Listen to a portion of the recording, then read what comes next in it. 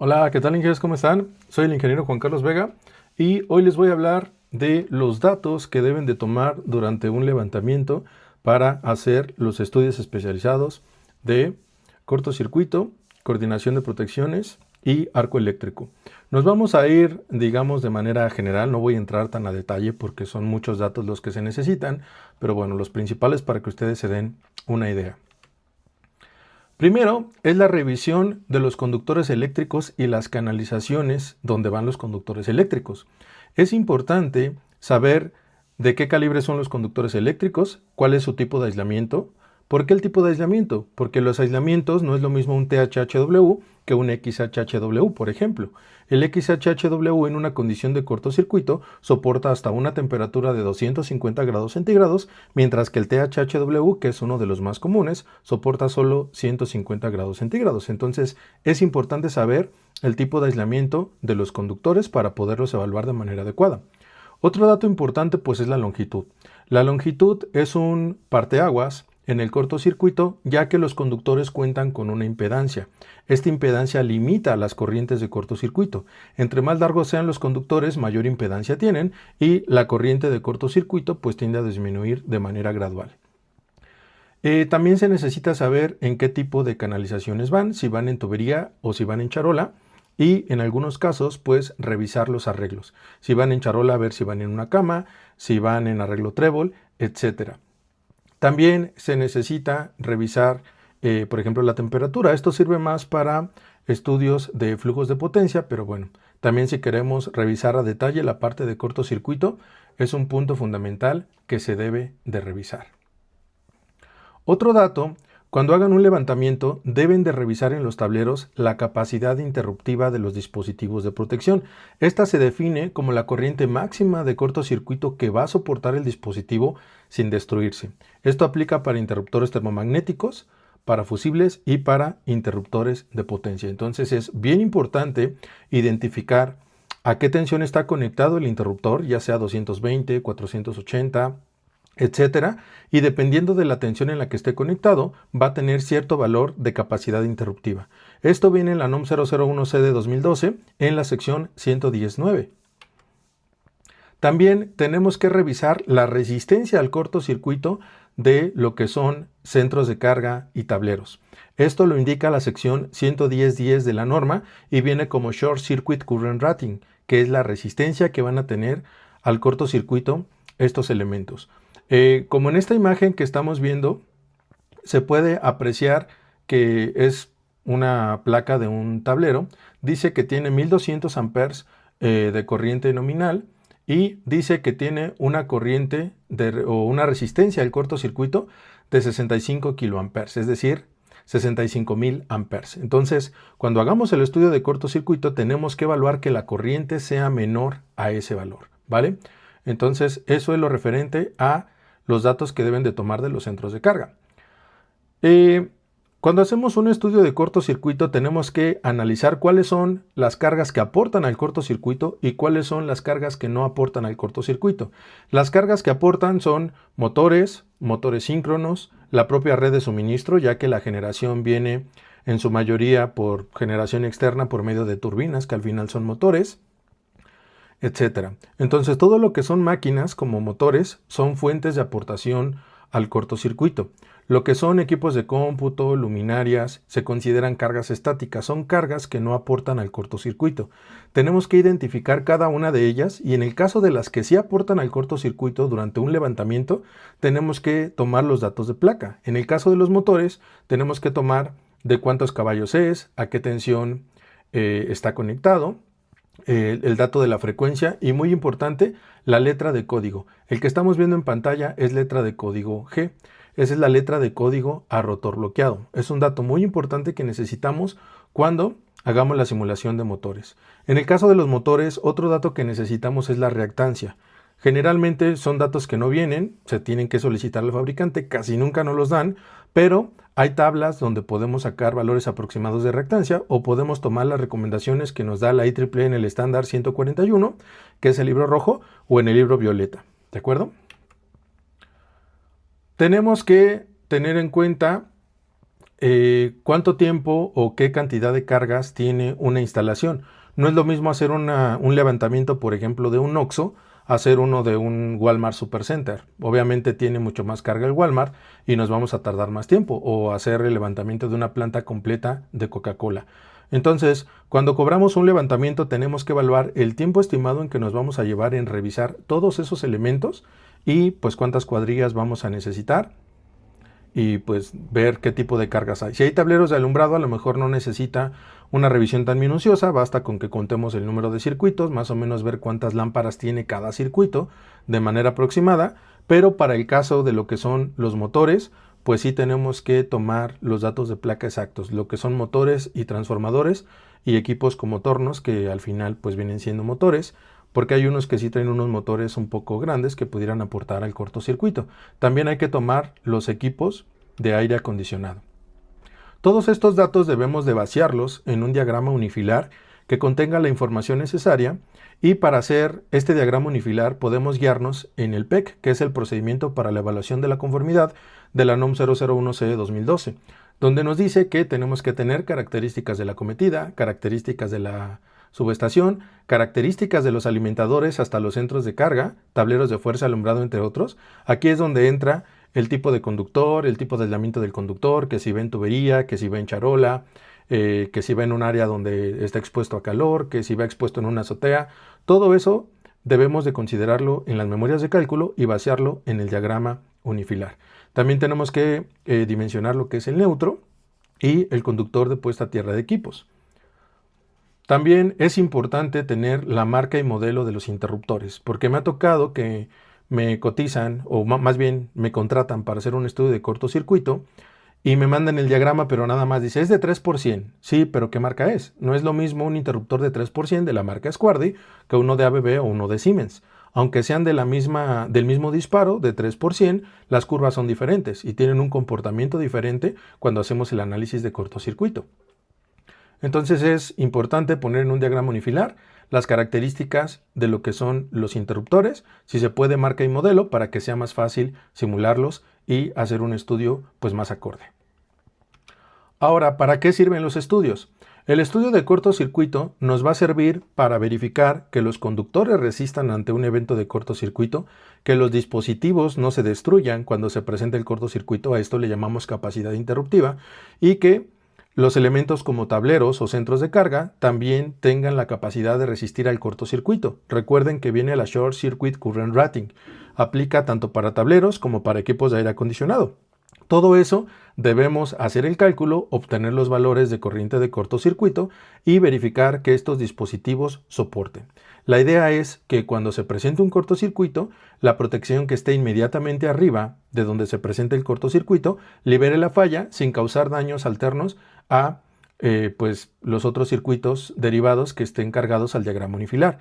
Si no está correctamente hecho el estudio de cortocircuito y de coordinación de protecciones, si hay un cortocircuito se puede ir hasta una fuente principal o un tablero principal y vamos a desenergizar pues una parte considerable de la carga. Por eso es bien importante hacer estos estudios.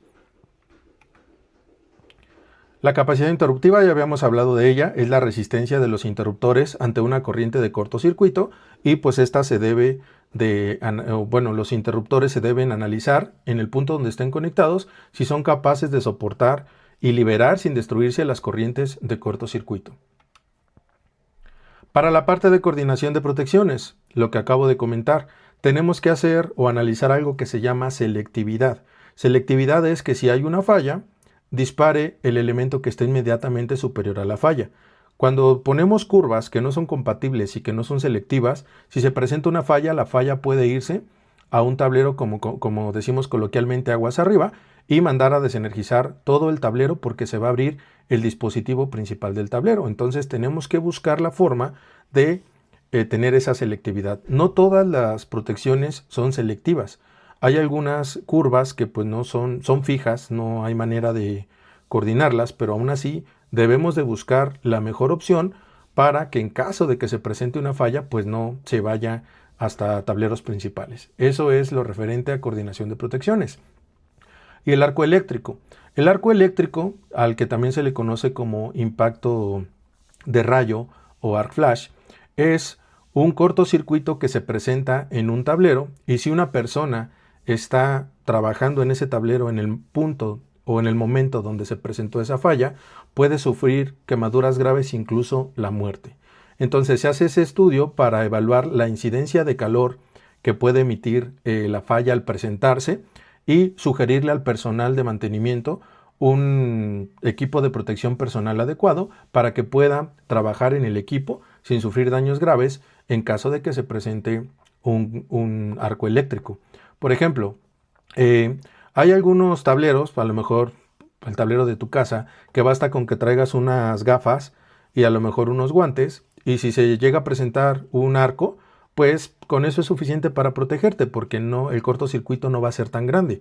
Pero si es un tablero principal que está derivado de un transformador de 4 MVA, donde la corriente de cortocircuito es muy grande, pues este impacto puede ser muy grande, y si solamente traes unos lentes, tu casco y tus guantes, pues te puede quemar.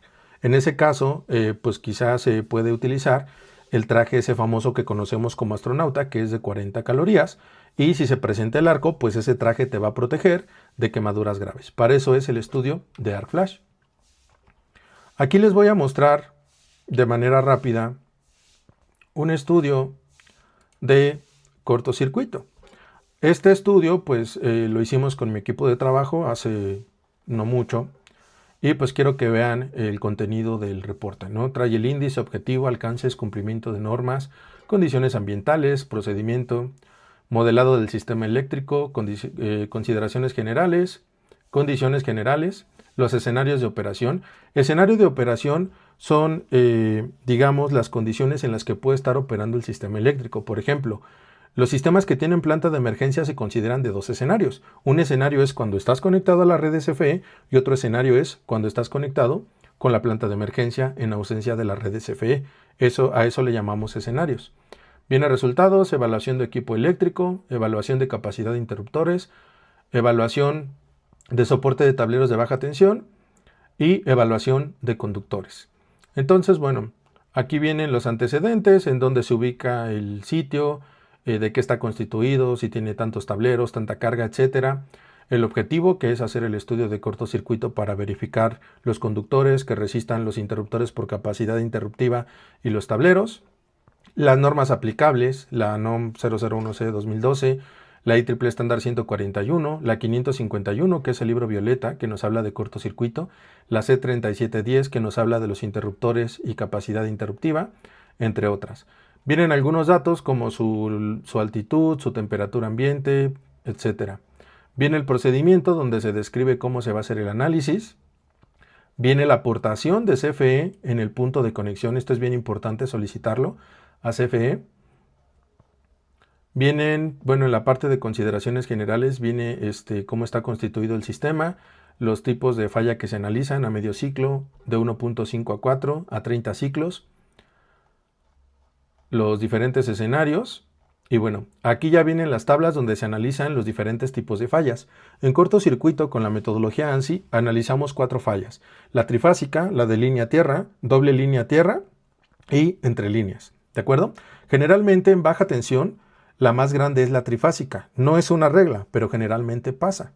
Y en media tensión, generalmente la monofásica tiende a ser más grande que la trifásica. Eso lo pueden ver ustedes en el documento que emite CFE año con año, donde vienen los valores de las diferentes subestaciones de Comisión Federal de Electricidad. Entonces aquí vienen los 4 tipos de fallas. Obviamente se toma el valor más grande para hacer la evaluación de la capacidad interruptiva de protecciones. Aquí vienen ya, bueno, aquí se están analizando 2 escenarios, entonces se ponen los valores de las 4 fallas de cada escenario. Aquí se analiza lo que es la capacidad interruptiva de los dispositivos de protección en baja tensión. Ahí están, en este caso pues todos están cumpliendo. Se analiza la capacidad de interruptores de tipo cuchilla, también todas cumplen en este caso. Y después viene la evaluación de los tableros de baja tensión. Si ven aquí dice panel board, que es el tipo de tableros que están en ese sitio. Nos pasaron cuál es su capacidad o de resistencia al cortocircuito y se analizó contra el cortocircuito calculado y pues se determinó que cumplen. También viene aquí lo que son la evaluación de los conductores en media y baja tensión. Vienen los calibres de conductores, la protección que está aguas arriba o que protege el circuito derivado de esos conductores, y como pueden observar aquí hay 4 que no están cumpliendo. Es decir, el tiempo en el que libera el interruptor termomagnético la falla no es suficiente para que el cable no se dañe. Entonces, en este caso se necesita aumentar el calibre. Aquí tenemos, por ejemplo, un calibre 6 y la sugerencia es cambiarlo por un calibre 4. Y así en cada caso, pues se le coloca cuál es el calibre adecuado o recomendado para que cumpla. Aquí vienen las conclusiones y recomendaciones. Obviamente, pues se menciona qué casos no cumplen, posibles soluciones, y pues es lo que se reporta en un estudio de cortocircuito de manera muy general. Aquí están los diagramas cargados en ETAP sacados de ETAP más bien, con los diferentes tipos de falla, los diferentes escenarios, y pues aquí se muestran los valores que vieron allá arriba en las tablas. Entonces, este es un reporte de cortocircuitos. Si ven, solamente consta de 27 páginas, es de un Cinemex, para que se den una idea más o menos del tamaño de la carga.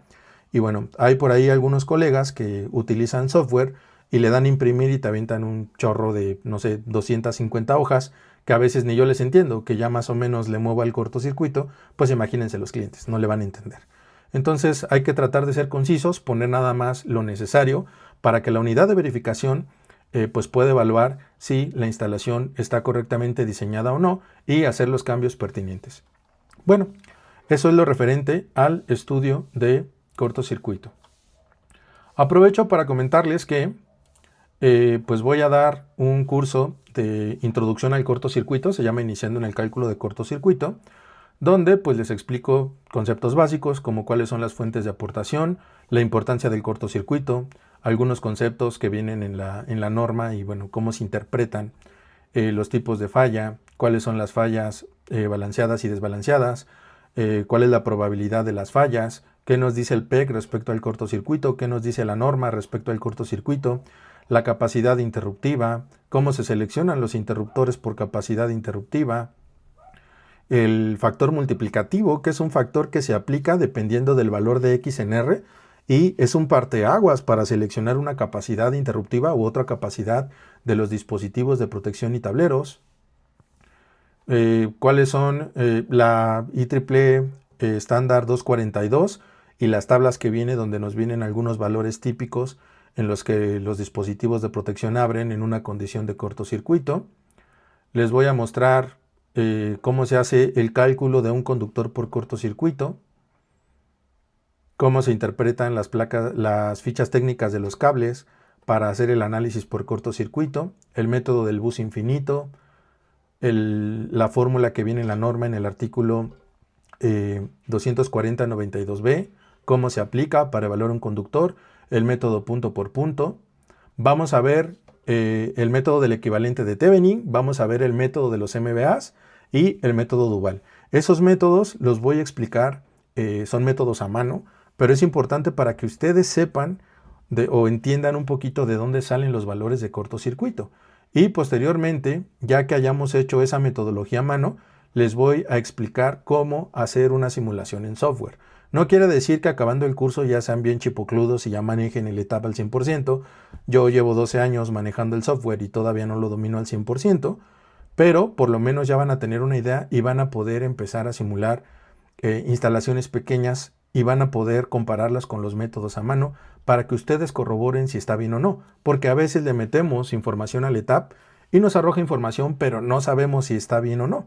Entonces aquí les explico paso a paso cuál es cada elemento en ETAP, cómo se va armando un diagrama unifilar. Miren, ahí les explico cuáles son los interruptores, cuáles son los fusibles, cuáles son los buses, cuáles son los transformadores, cuáles son los motores. Les voy enseñando cómo ir cargando los datos en el software, cómo cargar lo que es el equivalente de Thevenin en el punto de conexión, cómo ir cargando los datos de los transformadores, su impedancia, cómo cargar los datos de los motores, y así poco a poco hasta que armemos el diagrama unifilar y hagamos el análisis de cortocircuito. Y una vez que tengamos cargado el diagrama unifilar y los resultados, pues se van a analizar con los métodos que hicimos a mano. El mismo ejercicio se va a hacer por los métodos a mano y por medio de TAP para que ustedes sepan y analicen de una manera más detallada la evaluación del cortocircuito. Y bueno, pues espero que les sirva este video, espero que les ayude y pues gracias por verlo y nos vemos en Saludos, gracias.